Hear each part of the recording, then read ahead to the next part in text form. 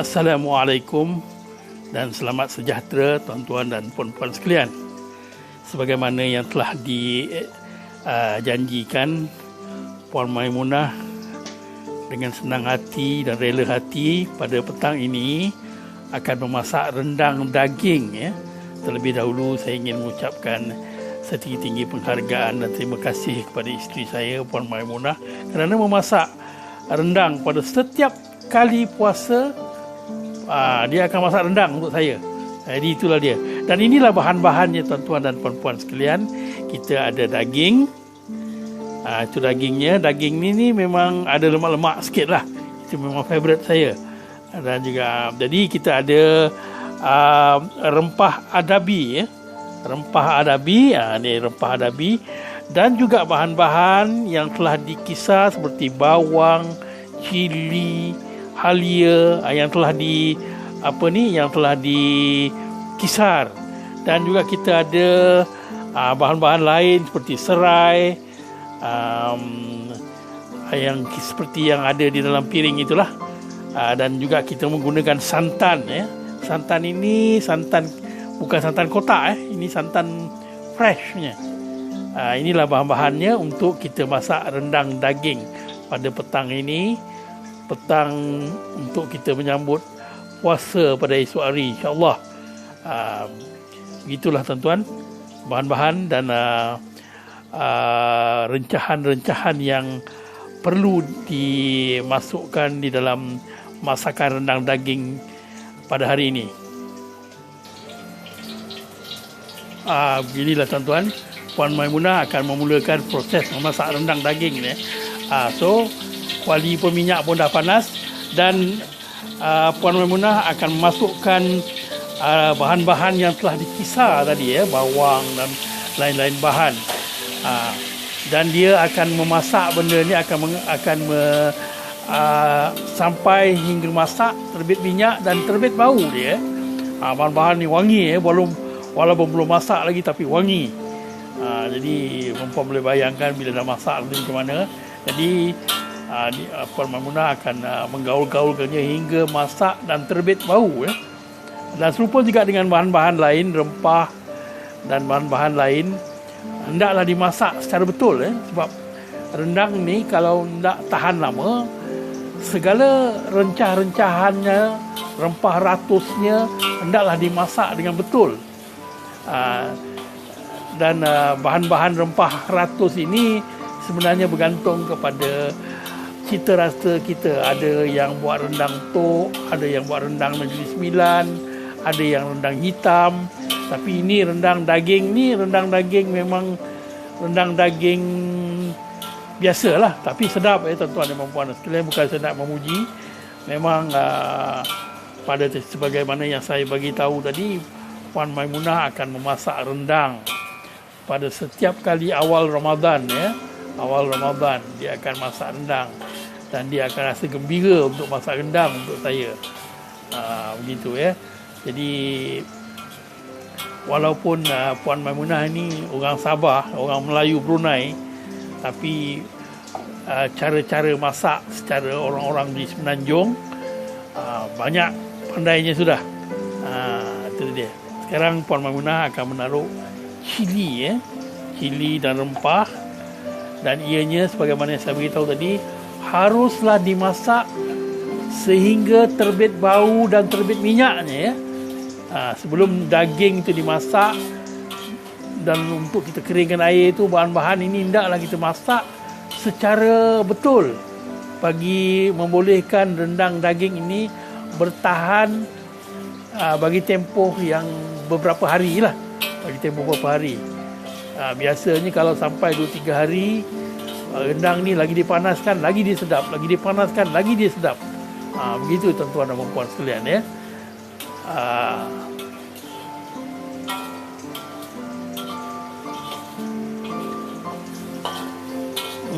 Tuan-tuan dan puan sekalian sudah pun menerbitkan bau. Bahan ini telah pun menerbitkan bau yang harum dan wangi. Belum berhidang lagi, perut saya dah menggelodak dah. Jadi begitulah tuan-tuan. Jadi InsyaAllah kalau kita berpuasa pada besok hari, kita akan bersahur pada malam ini. Bersahur. InsyaAllah kalau tiada apa-apa halangan, kita akan terus berpuasa walaupun kita cuba mengelakkan dari sebarang keramaian, berkumpul secara beramai-ramai, tapi apa pun kita boleh lakukan di rumah. Tuan-tuan dan puan-puan sekalian, sekarang Puan Maimunah akan masuk rempahnya. Rempahnya tu, tu dia tuan-tuan dan puan-puan sekalian. Rempahnya bertambah harum, tuan-tuan dan puan-puan, bertambah harum kerana dalam benda-benda yang telah di kisar tadi ada serai, ada macam-macam bahan-bahan seperti masakan rendang yang biasa kita masak. Dan sebagaimana yang kita faham, rendang ni dia ada pelbagai-bagai rasa dan pelbagai-bagai cara. Dan ini adalah rendang yang asas, rendang yang asas. Tapi walaupun asas, Puan Maimunah telah pun mendapat pengalaman, dari tahun ke tahun dia telah memasak rendang ini. Jadi Puan Maimunah telah banyak belajar tentang bagaimana untuk menaikkan rasa rendang ini. Dan tuan-tuan dan puan sekalian, Puan Maimunah akan terus menggaul-gaulkan rempah-rempah ini sehingga masak betul, sehingga terbit bau, sehingga terbit minyak. Dia bahan-bahan ini boleh menerbitkan minyak.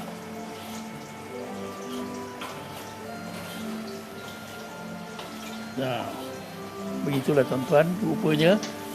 Dan aroma rempah ratus ini telah pun naik, telah pun berbau, dapat kita hidu dari jauh. Untuk makluman tuan-tuan dan puan sekalian juga, muzik latar yang kami gunakan untuk masakan mi goreng special dan juga rendang daging ini adalah dari keyboard Yamaha saya sendiri. Jadi harap tuan-tuan dan puan-puan sambil menonton cara-cara Puan Maimunah masak, tuan-tuan dan puan-puan terhibur dengan muzik yang dijadikan sebagai muzik latar untuk masakan kedua-dua masakan iaitu mi goreng special tadi dan juga rendang ini. Syukur alhamdulillah.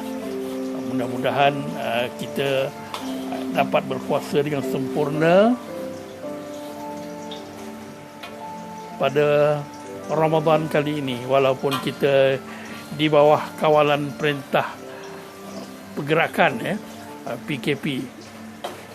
Mudah-mudahan PKP ini akan segera berakhir dan mudah-mudahan juga kita boleh menjalani kehidupan seperti lazimnya, seperti biasa kita lakukan sepanjang bulan Ramadan.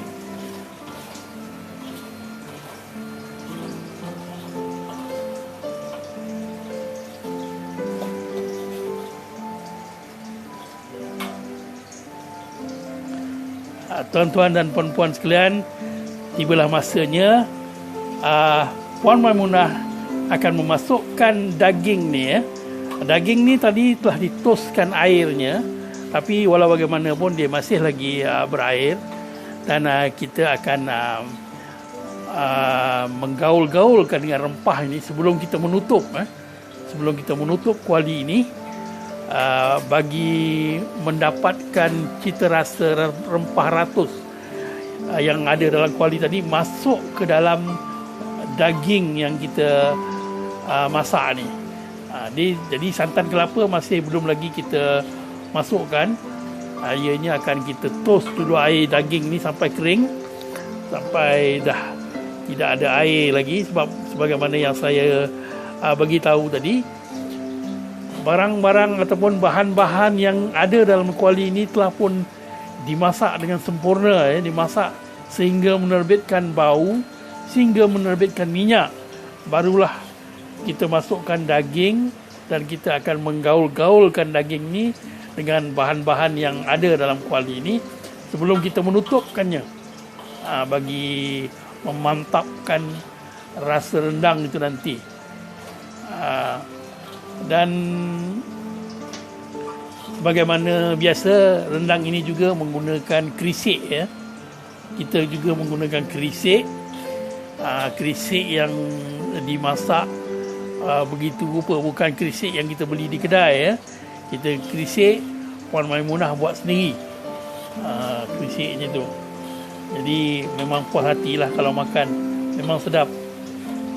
Bukan saya nak memuji-muji, bukan saya nak kata orang tu nak mengambil hati, tapi memang realitinya begitu. Pada tiap-tiap tahun hati saya terlalu gembira, menyambut Ramadan kerana dapat merasa masakan rendang kesukaan saya lah.